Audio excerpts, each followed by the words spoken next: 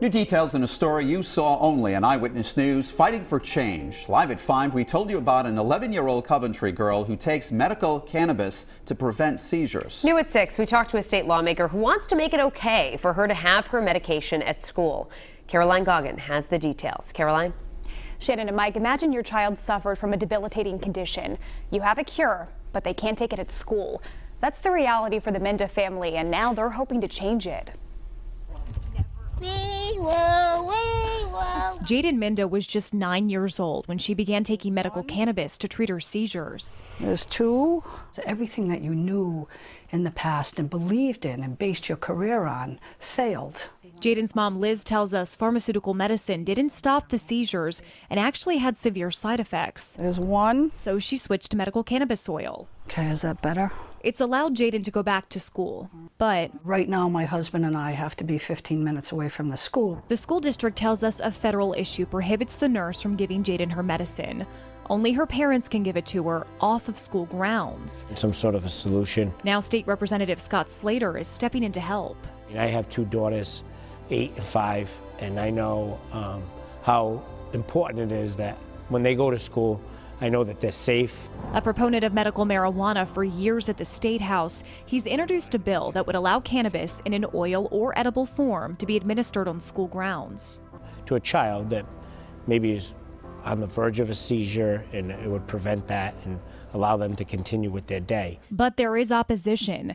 The National Education Association of Rhode Island telling us our union represents a number of school nurse teachers, and as licensed caregivers, they are prohibited from administering any drug that does not have FDA approval. I understand that concern. They have concern about their licensing. I'm not looking to put any nurses in a bad position, like where they have to choose their job or their license. My thing is to bring awareness. There's much more dangerous drugs that they are administering, and so I'm not sure why we can't administer cannabis, especially when it's legal on a state level. So how was school today, can you tell me? Liz Minda has been a nurse since 1977. She understands their predicament, but is still pleading with them, not only for Jaden, but for any other child or family undergoing the same battle.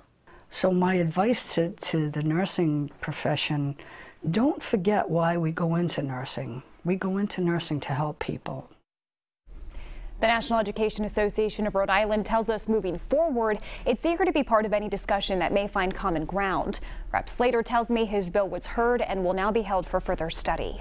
I'm Caroline Goggin, Eyewitness News. The parents of an 11-year-old Coventry girl are fighting for change when it comes to Rhode Island's law about medical cannabis. Their daughter has a seizure disorder. They say cannabis oil has been increasingly successful where other medicines have failed. The catch, she's not allowed to have her medication on school grounds. Caroline Goggin has the details in a story you'll see only on Eyewitness News. Shannon and Steve, Jaden Minda had her first seizure at just 18 months old. Her mom tells me when Jaden turned 4 years old, things got much worse.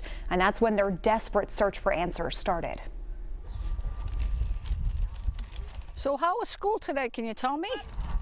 Did you do anything fun? She was doing great. She was singing, she was in ballet. Over the years, Liz Minda has seen her daughter Jaden suffer thousands of seizures. Outside for recess today? But one of the first still stands out in her mind. She was in preschool at that point. They called me to tell me that she had had a seizure at school in the gym. I'll never forget that day. All those little eyes peering out the windows watching the rescue. Liz and her husband tried several medications for Jaden. They took her to several hospitals for treatment. Nothing was a cure-all. Heartbreaking, heart-wrenching, disappointing, because I feel like I'm failing her. What am I doing wrong? What can I do to help my child? Okay, is that better? A nurse herself, Liz decided she needed to change course. On pharmaceuticals, basically, she was a drooling rag doll I would have to dress her. There's 1, there's 2. It's been 22 months since her parents began giving Jaden cannabis oil after a doctor recommended it. The oil doesn't get Jaden high. There's no THC in it. It's the chemical compound CBD that regulates her seizures. Just last month, the Food and Drug Administration panel unanimously recommended approval of CBDs for treatment of epilepsy. We know that Jaden has done better. She goes to school. Cannabis has afforded her the ability to go to school and function. But right now, Jaden isn't allowed to have her cannabis medication at school. The district tells us a federal issue prohibits the school nurse from giving her the medicine. Only her parents can give it to her off of school grounds. Right now, my husband and I have to be 15 minutes away from the school. The Mindas are working with a state lawmaker to change that. It's the next battle in their fight to get Jaden a normal life. But they say it's one they are more than willing to take on because they finally have their daughter back.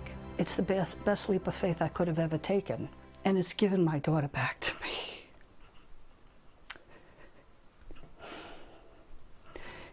In ways I can't tell you. To see her come back, to be able to ride a bike, to be able to tie her shoes. How do you put a price tag on the quality of life? And since she's been on the oil, Liz tells me Jaden hasn't had a seizure unless she's been sick. And when she does have them, they last less than a minute. I'm Caroline Goggin, Eyewitness News.